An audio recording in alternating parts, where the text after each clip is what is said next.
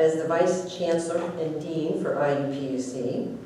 IUPUC has 9 undergraduate degrees, including nursing, mechanical engineering, which are among the highest demand fields in Columbus. They also offer an MBA program, Master's in Mental Health Counseling, again, very high demand programs.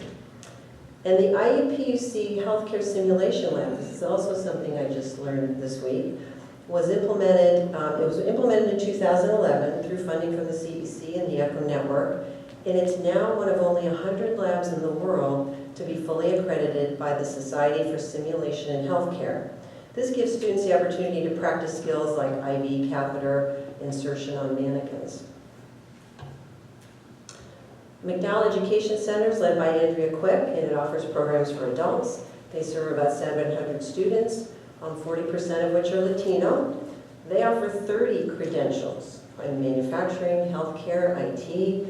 A student can go there and complete their high school equivalency and earn a certification at the same time. And I also want you to know McDowell is one of the highest rated education centers, top performing adult education centers in the state. Okay, so that's just a little current state, what's going on around data, what's the need, what are the challenges. We've got great education programs in place. But what are we doing to support and improve the education system? So the Community Education Coalition really works at that intersection of business, community, and education. We focus on equity, we focus on the need for a skilled workforce, and we focus on stakeholder collaboration. So the ECHO Network that was launched in 2008 that I mentioned earlier is a 10-county initiative, and we focus on moving residents up one level in their education or job skills. The ECHO Network was launched, in 2006. There was really little to no collaboration happening among the counties in our network. And so we set out to create a system of learning that would encourage regional collaboration. In the last 10 years, the CEC has raised and leveraged over $300 million, and that was invested in programs, in labs, and in people. And you see those represented on this map.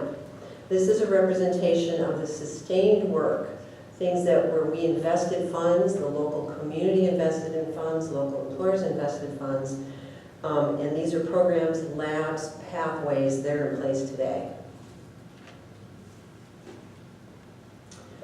One of the most important results of that significant investment is in the partnerships and the trust that's been built across the region through this work.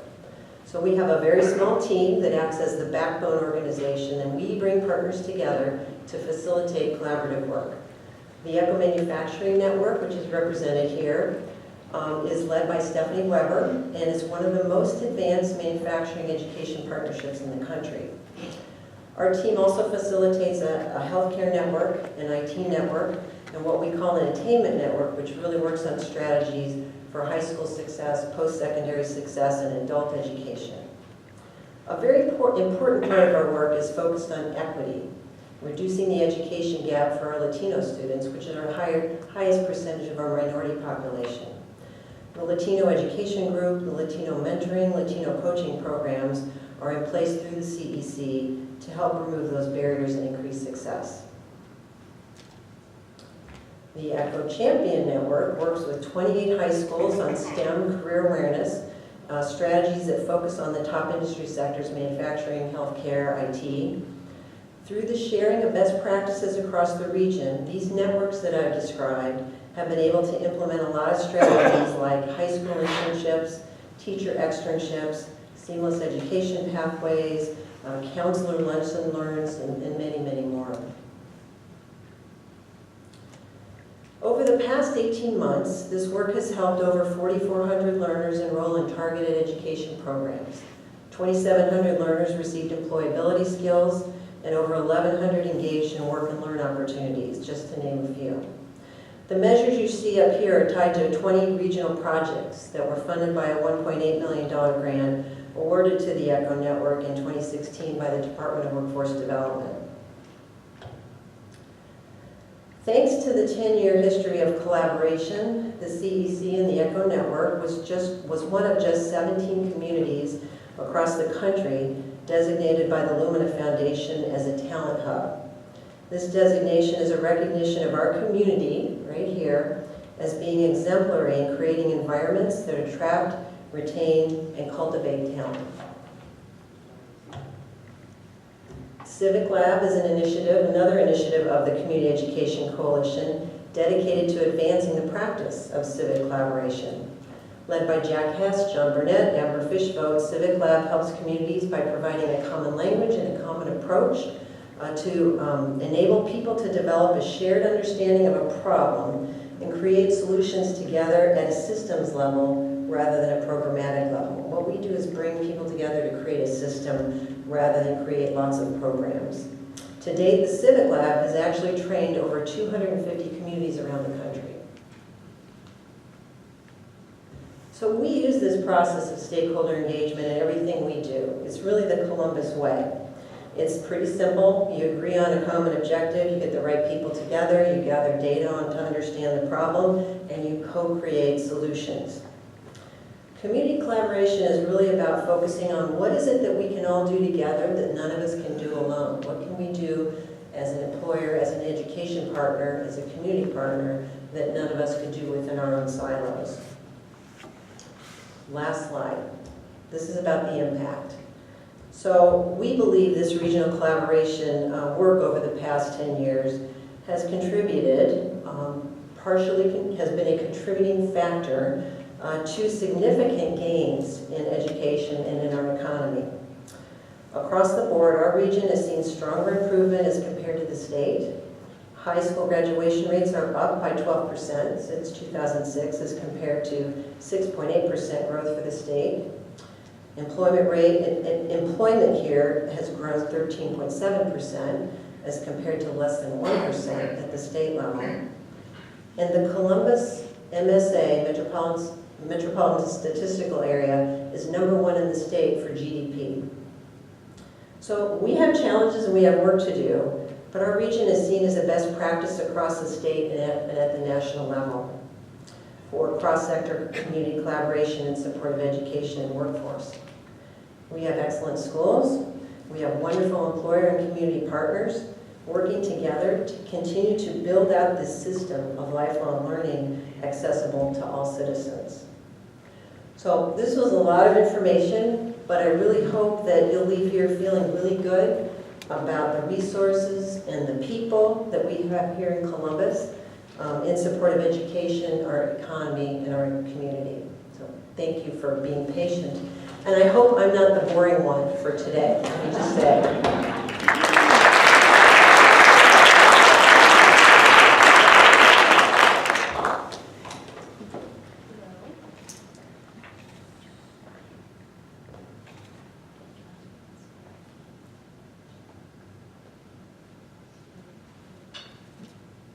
Hello. Okay. Hi. All right. My name is Latasha Lafferty, and I'm a board member of Black Lives Matter of Columbus. In preparing for this event, I racked my brain trying to figure out the best way to inform you of BLM of Columbus. Although this event is aimed at the present, I felt it was necessary to go back about 4 years so that I can help you understand why this movement was started. So what I want you to do is imagine a teenage boy that you know and love. Anyone will do. Your son, your brother, nephew, grandson, family, friend. And let's give him an age. He's 17. Your 17-year-old decides to go to the store for a snack. He does just that and begins walking home. On his way home, an adult man starts to follow him. Your 17-year-old notices. He makes a phone call to a friend to tell her what's going on. The man begins yelling things like, "Get out of this neighborhood" at him. Your 17-year-old tells the man that he lives in the neighborhood and he continues to walk. Eventually, an altercation breaks out between them. Your 17-year-old is murdered that night. Your 17-year-old is murdered that night. The man is arrested, he's questioned, and he's released. Over the course of the next few months, the media looks for reasons to justify your 17-year-old's murder. There's a trial, and despite the fact that the murderer fully admits to killing your 17-year-old, despite the fact that the murderer was advised by 911 dispatch not to follow your 17-year-old when he called them. Despite the fact that your 17-year-old's only crime was being black while walking through a neighborhood with his hood up on a rainy evening, the murderer was acquitted. The murderer was protected by the Stand Your Ground law, which basically states that killing someone while trying to protect yourself is not a crime. It's a law that failed your 17-year-old. He was the one being stalked and harassed after all. He was the one doing nothing but walking home. Ultimately, he was the one who needed protection. Why didn't his life matter? This is the story of Trayvon Martin.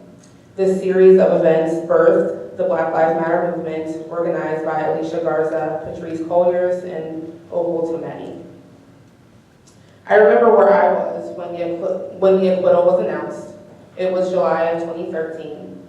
My family and I were staying in French Lick for the weekends. I remember being shocked and dismayed when this news came. I looked around the breakfast room at the hotel and no one looked concerned. No one seemed to care.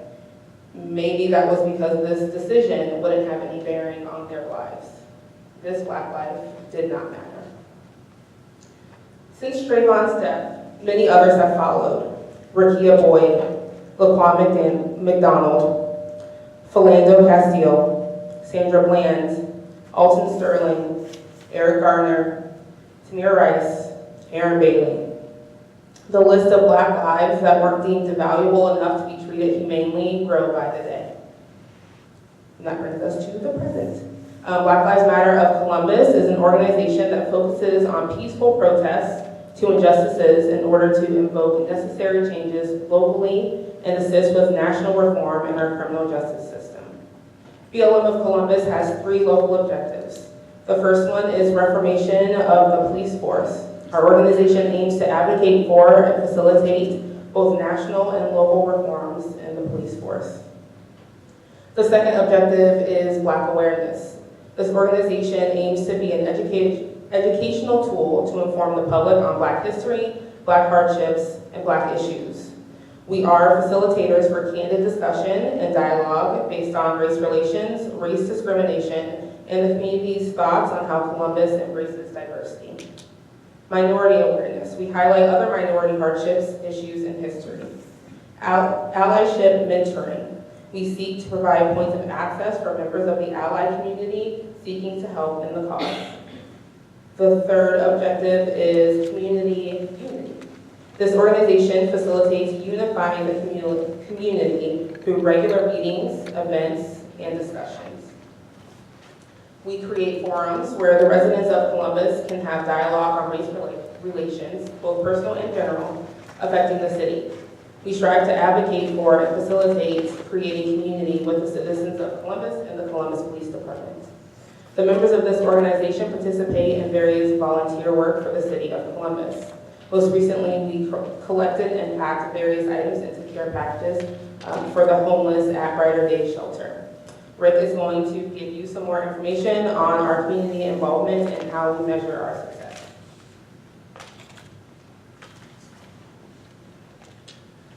So, Robin D'Angelo, who is a doctor of multicultural education, observed in an article that she published in 2015 that white Americans move through a wholly racialized world with an unracialized identity.